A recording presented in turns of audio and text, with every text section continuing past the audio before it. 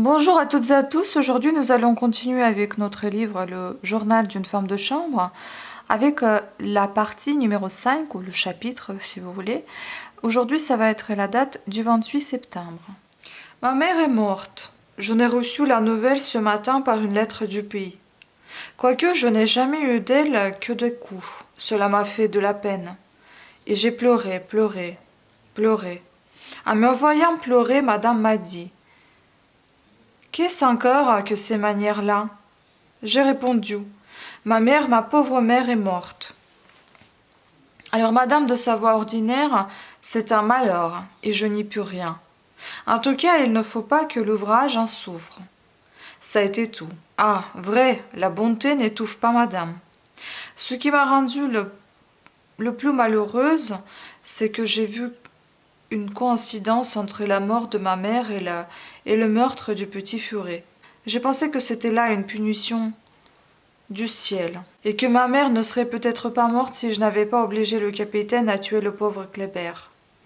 J'ai eu beau me répéter que ma mère était morte avant le furet, rien n'y fait, et cette idée m'a poursuivi toute la journée comme un remords. J'aurais bien voulu partir, mais Audierne, c'est si loin, au bout du monde, quoi. Et je n'ai pas d'argent.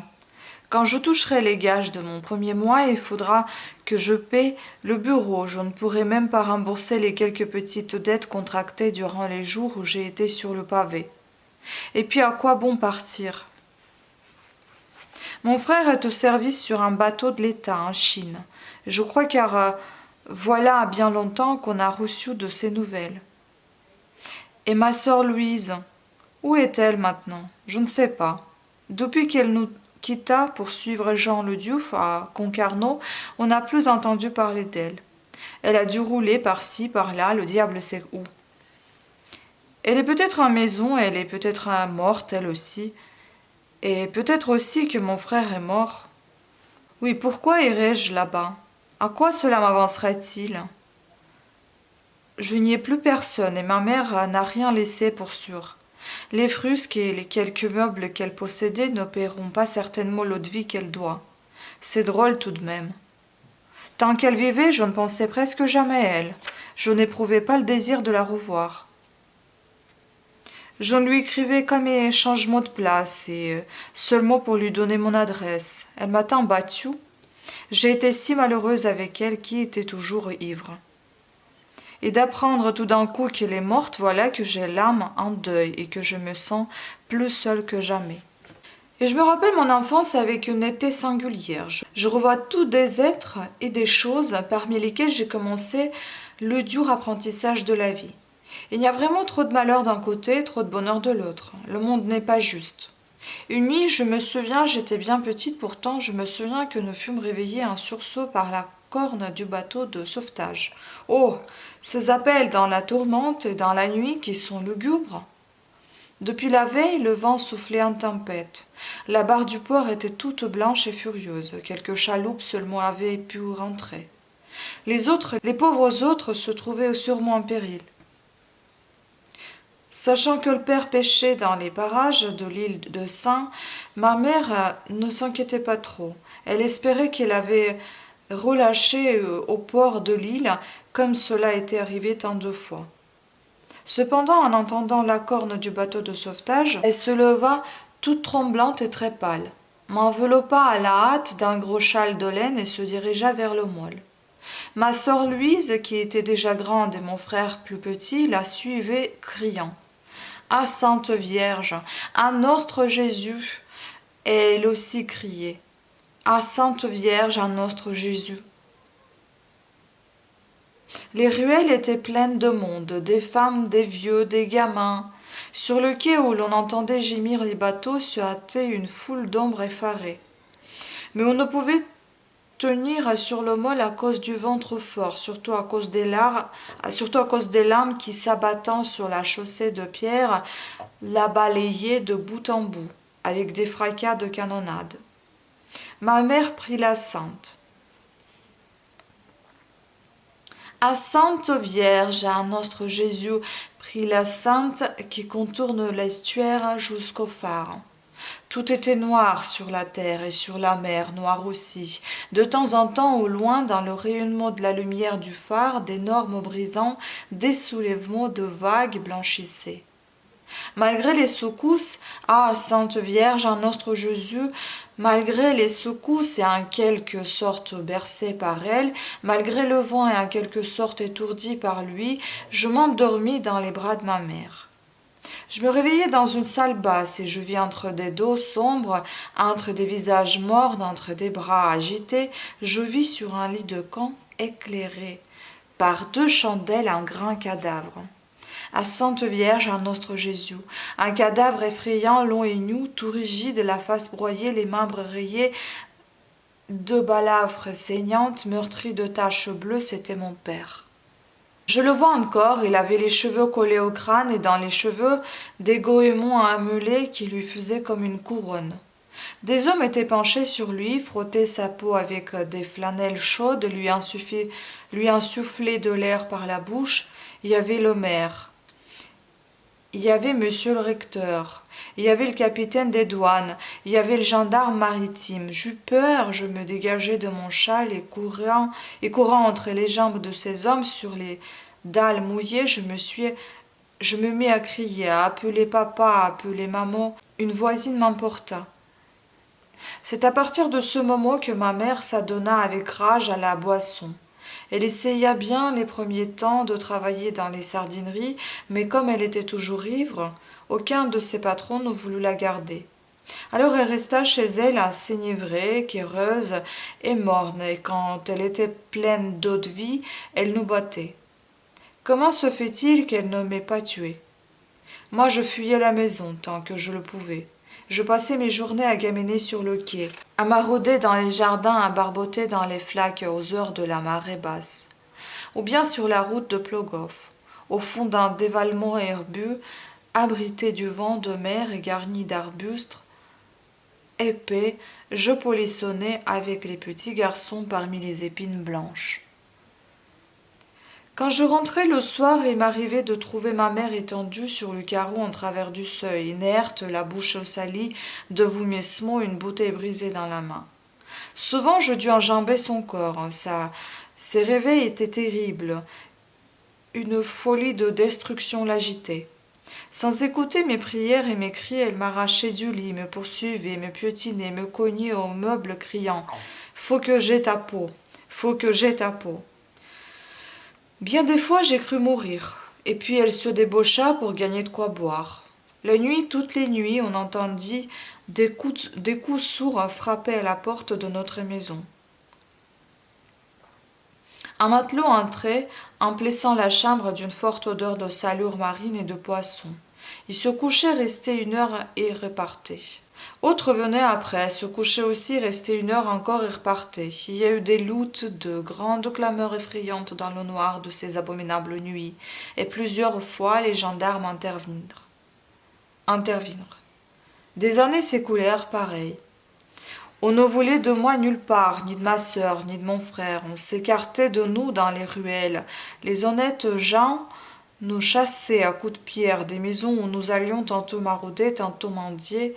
Un jour, ma sœur Louise, qui faisait elle aussi une sale noce avec les matelots, s'enfuit. Et ce fut ensuite mon frère qui s'engagea à Mousse. Je restai seule avec ma mère. À 10 ans, je n'étais plus chaste, initiée par le triste exemple de maman à ce que c'est l'amour perverti par toutes les polissonneries auxquelles je me livrais avec les petits garçons, je m'étais développée physiquement très vite. Malgré les privations et les coups, mais sans cesse au grand air de la mer, libre et forte, j'avais tellement poussé qu'à 11 ans, je connaissais les premières secousses de la puberté. Sous mon apparence de gamine, j'étais presque femme. À 12 ans, j'étais femme tout à fait, et plus vierge. Violée? Non, pas absolument. Consentante? Oui, à peu près, du moins dans la mesure où le permettrait l'ingénuité de mon vice et le candeur de ma dépravation. Un dimanche après la grande messe, le contremaître d'une sardinerie, un vieux aussi velou, aussi malodorant qu'un bouc, dont le visage n'était qu'une broussaille sordide de barbe et de cheveux, m'entraîna sur la grève du côté de Saint-Jean. Et là, dans une cachette de la falaise, dans un trou sombre du rocher, où les mouettes venaient faire leur nid, où les matelots cachaient les épaves trouvées en mer, là, sur un lit de goémon fermenté, sans que je me sois refusé ni débattu, il me posséda, pour une orange. Il s'appelait d'un drôle de nom Monsieur Cléophas Biscouille. Et voilà une chose incompréhensible dont je n'ai trouvé l'explication dans aucun roman. Monsieur Biscouille était laid, brutal, repoussant. En outre, les 4 ou 5 fois qu'il m'attira dans la trou noire du rocher, je puis dire qu'il ne me donna aucun plaisir, au contraire. Alors quand je repense à lui, et j'y pense souvent, comment se fait-il que ce ne soit jamais pour le détester et pour le maudire, à ce souvenir que j'évoque avec complaisance, j'éprouve comme une grande reconnaissance, comme une grande tendresse et aussi comme un regret véritable de me dire que plus jamais je ne reverrai ce dégoûtant personnage tel qu'il était sur le lit de Goémon. À ce propos, qu'on me permette d'apporter ici, si humble que je sois, ma contribution personnelle à la biographie des grands hommes.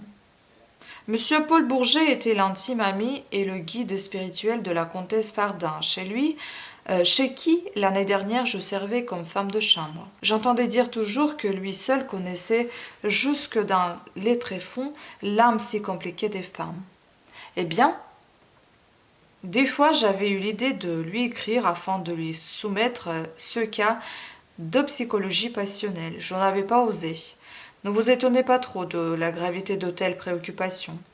Elles ne sont point coutumières aux domestiques, j'en conviens. Mais dans les salons de la comtesse, on ne parlait jamais que de psychologie. C'est un fait reconnu que notre esprit se modèle sur celui de nos maîtres.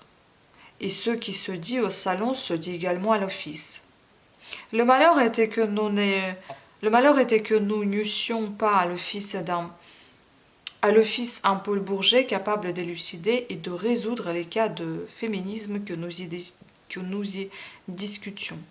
Les explications de M. Jean lui-même ne me satisfaisaient pas. Un jour, ma maîtresse m'envoya porter une lettre urgente à l'illustre maître. Ce fut lui qui me remit la réponse. Alors je m'enhardis à lui poser la question qui me tourmentait, en mettant toutefois sur le compte d'une amie cette scabreuse et obscure histoire. Monsieur Paul Bourget me demanda « Qu'est-ce que c'est que votre amie ? Une femme du peuple ? Une pauvresse, sans doute ? Une femme de chambre, comme moi, illustre maître. » Monsieur Bourget eut une grimace supérieure, une moue de dédain. Ah, sapristi, il n'aime pas les pauvres. Je m'occupe pas de ces âmes-là, dit-il. Ce sont d'autres petites âmes. Ce ne sont même pas des âmes, elles ne sont pas du ressort de ma psychologie. Je compris que dans ce milieu, on ne commence à être une âme qu'à partir de 100 000 francs de rente. Ce n'est pas comme M. Jules le maître, un familier de la maison, lui aussi qui, sur la même interrogation, répondit en me pinçant à la taille gentiment. Eh bien, charmante Célestine, votre amie est une bonne fille, voilà tout. Et si elle vous ressemble, je lui dirai bien 2 mots. Vous savez, lui, du moins, avec ses figures de petit faune bossu et farceur, il ne faisait pas de manières, et il était bon enfant. Quel dommage qu'il soit tombé dans les curés. Avec tout cela, je ne sais ce que je serais devenue dans cette affaire d'hierne. Si les petites sœurs de Pontcroix me trouvaient intelligente et gentille, ne m'avaient recueillie par pitié. Elles n'abusèrent pas de mon âge, de mon ignorance, de ma situation difficile et au nid pour se servir de moi, pour me séquestrer à leur profit, comme il arrive souvent dans ces sortes de maisons qui poussent l'exploitation humaine jusqu'au crime. C'étaient de pauvres petits êtres candides, timides, charitables et qui n'étaient pas riches et qui n'osaient même pas tendre la main aux passants, ni mendier dans les maisons. Il y avait quelquefois chez elles bien de la misère, mais on s'arrangeait comme on pouvait, et au milieu de toutes les difficultés de vivre, elles n'en continuaient pas moins d'être gaies et de chanter sans cesse comme des pansons. Leur ignorance de la vie avait quelque chose d'émouvant, et que me dirent les larmes aujourd'hui que je puis mieux comprendre leur bonté infinie et si pure. Elles m'apprirent à lire, à écrire, à coudre, à faire le ménage, et Quand je fus à peu près instruite de ces choses nécessaires, elles me placèrent comme petite bonne chez un colonel en retraite qui venait tous les étés avec sa femme et ses 2 filles dans une espèce de petit château délabré près de Confort. De braves gens, certes, mais si tristes, si tristes, et, et maniaques. Jamais sur leur visage un sourire ni une joie sur leurs vêtements qui restaient obstinément noirs. Le colonel avait fait installer un tour sous les combles, et là, toute la journée, seul, il tournait des coquetiers de buis, ou bien ces billes ovales qu'on appelle des œufs, et qui servent aux ménagères à ravauder leurs bas. Madame rédigeait surplacée, pétition sur pétition, afin d'obtenir un bureau de tabac. Et les 2 filles ne disaient rien, ne faisaient rien. L'une avec un bec de canard, l'autre avec une face de lapin, jaune et maigre, anguleuse et fanée, se desséchait sur place ainsi que 2 plaintes qui tout manque. Le sol, l'eau, le soleil. Ils m'annuèrent énormément. Au bout de 8 mois, je les envoyai promener par un coup de tête que j'ai regretté. Mais quoi? J'entendais Paris respirer et vivre autour de moi. Son haleine m'emplissait le cœur de désirs nouveaux. Bien que je ne sortisse pas souvent, j'avais admiré avec un prodigieux étonnement les rues, les étalages, les foules, les palais, les voitures éclatantes, les femmes parées. Et quand, le soir, j'allais me coucher au 6e étage, j'enviais les autres domestiques de la maison, et leurs farces que je trouvais charmantes, et leurs histoires qui me laissaient dans des surprises merveilleuses. Si peu de temps que je sois restée dans cette maison, j'ai vu là, le soir au 6e, toutes les débauches, et j'en ai pris ma part, avec l'emportement, avec l'émulation d'une novice. Ah! Que j'en ai nourri à leur désespoir vague et des ambitions incertaines dans cet idéal fallacieux du plaisir et du vice. Et oui, on est jeune, on ne connaît rien de la vie, on se fait des imaginations et des rêves, les rêves, des bêtises. J'en ai soupé, comme disait M. Xavier à un gamin joliment perverti, dont j'aurai à parler bientôt. Et j'ai roulé, ce que j'ai roulé, c'est effrayant quand j'y songe. Je ne suis pas vieille pourtant, mais j'en ai vu des choses de près. J'en ai vu des gens tout nus, j'ai reniflé l'odeur de leur linge, de leur peau, de leur âme. Malgré les parfums, ça ne sent pas bon. Tout ce qu'un intérieur respecté, tout ce qu'une famille honnête peuvent cacher de saleté, de vices honteux, de crimes bas sous les apparences de la vertu. Je connais ça. Ils ont beau être riches, avoir des frusques de soie et de velours, des meubles dorés, ils ont beau de se laver dans des machins d'argent et faire de la piaffe, je les connais. Ça n'est pas propre. Et leur cœur est plus dégoûtant que ne l'était le lit de ma mère. Ah! Qu'une pauvre domestique est à plaindre, et comme elle est seule. Elle peut habiter ces maisons nombreuses, joyeuses, bruyantes, comme... elle est seule toujours. La solitude, ce n'est pas de vivre seul, c'est de vivre chez les autres, chez les gens qui ne s'intéressent pas à vous, pour qui vous comptez moins qu'un chien gavé de pâté, ou qu'une fleur soignée comme un enfant de riche.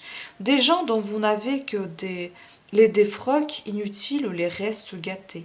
Vous pouvez manger cette poire, elle est pourrie. Finissez ce poulet à la cuisine et il sent mauvais. Chaque mot vous méprise, chaque geste vous ravale, plus bas qu'une bête. Il ne faut rien dire, il faut sourire et remercier sous peine de passer pour une ingrate ou un mauvais cœur. Quelquefois, en coiffant mes maîtresses, j'ai eu l'envie folle de leur déchirer la nuque, de leur fouiller les seins avec mes ongles. Heureusement qu'on n'a pas toujours de ces idées noires. On s'étourdit et on s'arrange pour rigoler de son mieux entre soi. Ce soir, après le dîner, me voyant toute triste, Marianne s'est attendrie, a voulu me consoler. Elle est allée chercher au fond du buffet, dans un amas de vieux papiers et de torchons sales, une bouteille d'eau-de-vie. « Il ne faut pas vous affliger comme ça, m'a-t-elle dit. Il faut vous écouter, il faut vous secouer un peu, ma pauvre petite, vous réconforter. Et m'ayant versé à boire durant 1 heure, les coudes sur la table, d'une voix traînante et gémissante, elle m'a raconté des histoires sinistres de maladies, des accouchements, la mort de sa mère, de son père, de sa sœur. Sa voix devenait à chaque minute plus pâteuse. Ses yeux s'humectaient et répétaient en léchant son verre. Il ne faut pas s'affliger comme ça. La mort de votre maman, ah, c'est un grand malheur. Mais qu'est-ce que vous voulez? Nous sommes toutes mortelles. Ah mon Dieu, ah, pauvre petite. Puis elle s'est mise tout à coup à pleurer, et tandis qu'elle pleurait, elle ne cessait de gémir. Il ne faut pas s'affliger, il ne faut pas s'affliger. C'était d'abord une plainte, cela devine bientôt une sorte d'affreux brémot qui alla grandissant. Et son gros ventre et sa grosse poitrine et son triple menton secoué par les sanglots se soulevaient à un houle énorme. Taisez-vous donc, Marianne, lui ai-je dit. Madame n'aurait qu'à vous entendre et venir. Mais elle ne m'a pas écoutée. Et pleurant plus fort. Ah, quel malheur, quel malheur! Si bien que moi aussi l'estomac affadi par la boisson et le cœur ému par les larmes de Marianne, je me suis mise à sangloter comme une madeleine, toute de même. Ce n'est point une mauvaise fille. Mais je m'ennuie ici, je m'ennuie, je m'ennuie. Je voudrais servir chez une cocotte ou bien en Amérique. Voilà, c'était tout pour aujourd'hui. J'espère que ça vous a plu. Ce qui est malheureux pour moi, c'est que je relis ça une deuxième fois déjà. Il me semble d'avoir déjà lu cette partie-là et je pense que je l'ai effacée malheureusement. Mais voilà, c'est fait. Sur ce, je vous dis à des prochaines vidéos avec les prochaines parties. Ciao!